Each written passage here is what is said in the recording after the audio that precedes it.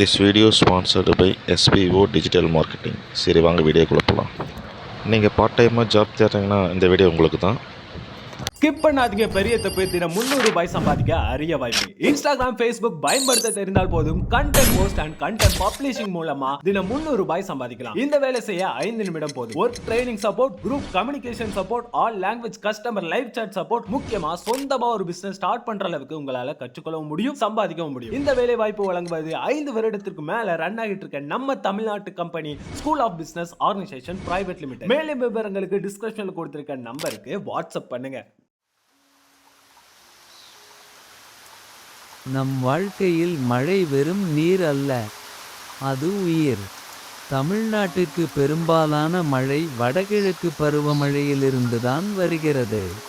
இன்று இந்த மழையின் விஞ்ஞானம், அர்த்தம், ஆசீர்வாதம் பற்றி பார்க்கலாம். பருவமழை என்ற சொல் மாவ் சிம் என்ற அரபு சொல்லிலிருந்து வந்தது. இது காற்றின் திசை மாறுவதை குறிக்கிறது. வருடத்திற்கு 2 முக்கிய பருவமழைகள், தென்மேற்கும் வடகிழக்கும். வடகிழக்கு பருவமழை என்பது அக்டோபர் முதல் டிசம்பர் வரை பெய்யும் தமிழ்நாட்டின் முக்கிய மழை. சூரியன் தெற்கு நோக்கி நகரும்போது காற்றின் திசை மாறி மழை உருவாகிறது. அக்டோபர் மாதத்தில் சூரியன் தெற்கு நோக்கி நகரும்போது நிலப்பரப்பின் வெப்பநிலை குறைகிறது. இதனால் காற்று வடகிழக்கிலிருந்து கடலுக்கு வீசுகிறது, அதிலிருந்து மழை உருவாகிறது. வங்காள விரிகுடா தண்ணீரிலிருந்து எழும் நீராவி மேகங்களாக மாறி தமிழ்நாட்டை அடையும் வரை பயணிக்கிறது.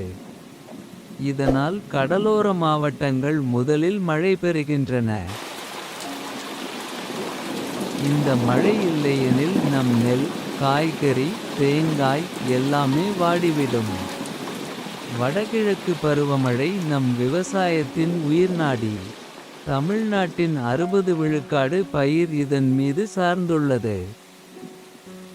அதீத மழை சில நேரங்களில் பெரும் பாதிப்பையும் தருகிறது. புயல், வெள்ளம், மின்சாரம் துண்டிப்பு இவை அனைத்தும் வடகிழக்கு பருவமழையுடன் வரும் சவால்கள். ஆனால் அவை இயற்கையின் சுழற்சியின் ஒரு பாகம். காலநிலை மாற்றம் காரணமாக வடகிழக்கு பருவமழையின் தன்மை மாறி வருகிறது. சில ஆண்டுகள் அதிக மழை, சில ஆண்டுகள் வறட்சி. நம்மால் செய்ய முடிவது நீரை சேமிக்கவும், மரங்களை வளர்க்கவும். மழை துளிகள் விழும் ஒவ்வொரு தருணமும் ஒரு கவிதை.